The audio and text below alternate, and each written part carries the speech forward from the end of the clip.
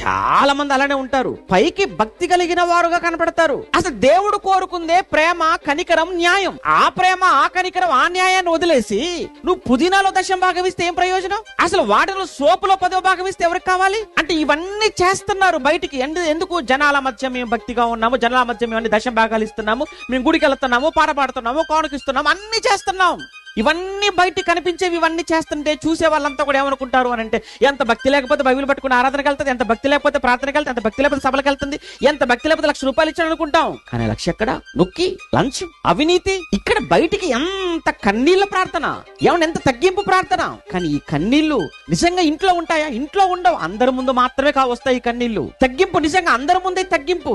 నిజంగా నీ జీవితంలో తగ్గింపు ఉందా? భర్త దగ్గర నువ్వు తగ్గించుకో, నువ్వు నీ కుటుంబంలో ఉన్న వారి దగ్గర నీకు తగ్గింపు ఉండదు. అలాంటిది సంఘంలోకి వచ్చిన తర్వాత, సమాజంలోకి వచ్చిన తర్వాత ఎక్కడుంది నీకు తగ్గింపు?